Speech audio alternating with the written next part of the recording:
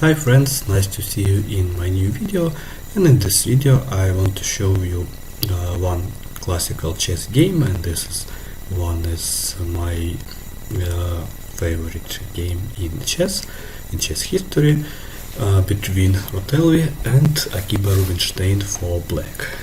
Maybe this is the most popular game by Akiba Rubinstein, and I like it so much. Okay, let's go and let me show you what we can see in this game. Okay, d4 d5, knight f3 e6, e3 c5, this is tower defense, c4 knight c6, knight c3, knight f6, and we can see that now this is symmetrical position, but after some moves, let me show you these moves. D takes c5, bishop c5, a3 a6, b4 bishop d6, bishop b2 castle. So in this position, maybe the best move, or one of the best move for white, simply taking on d5. Also c5 is possible move, but white played queen d2, and then after queen e7, bishop d3, taking on c4, bishop taking on c4, b5, bishop d3, rook d8, queen e2. So white lost some tempos, and bishop b7, castle kingside. So after 15 moves, and after openings, when we can see middle game, so in middle game black has extra 2 tempos, and of course black has some advantage in this position, and let me show you how they can improve position. So knight e5, knight takes e5, bishop e5, and also in some moment we want to play bishop h2. Also standard idea, it gives sacrifice, so that's why white played f4, then bishop c7, e4, rook a to c8. So all of our pieces is so active. Then e5, bishop b6 with the check, king h1, and then knight g4, and then knight wants to go to e3, and also another idea is to play queen h4, attacking pawn on h2 with checkmate. So bishop e4, queen h4, attacking the pawn on queen h4, attacking pawn on h2, and then g3, and also I want to show you that h3 is possible, but then we can play for example knight f2 and some other moves with good attack for white king, but g3 looks so solid.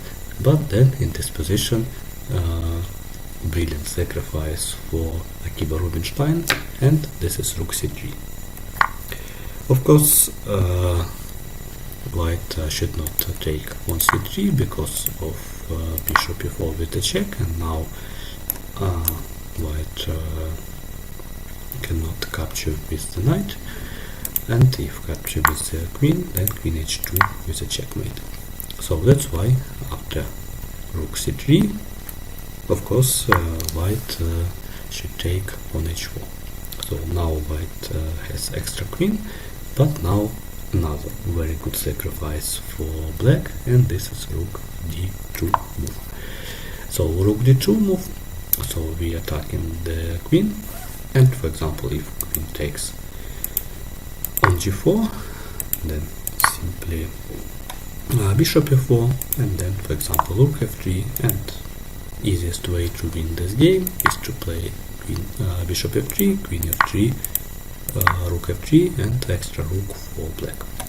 So that's why after rook d2, of course the only one logical move and the only one way to continue this game is to take this rook on d2, and then bishop f4, queen g2, and then not bishop g2 because of king g2, and then let me show you some more moves. For example, rook c2 with the fork, but then after king g3, rook b2,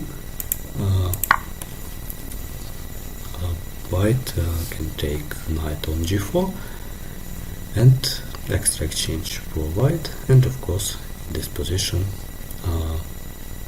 some advantage for white. That's why we don't want to take this queen now, but another pretty move, and this is the last move in this game, rook h3. So rook h3, and what we want, we don't want to take queen in this position, but we want to play rook h2 with the checkmate. For example, some random move like rook a to g1 and then rook h2, and this is a checkmate. Of course, if queen takes bishop, also rook h2 with a checkmate. And I don't know what white should do in this position, because after rook f3 simply bishop f3, and then white cannot take this rook now, and if queen f3, then of course rook h2 with a checkmate. So brilliant game by Rubinstein, and maybe this is the best game for him, and one of the best game in the chess history, I want to say. In only 25 moves he won for black, and many sacrifices. He sacrifices the rook, sacrifices the queen, sacrifices an exchange. So I like this game so much. So I hope that you like this game too. Goodbye, and see you next time in my new videos.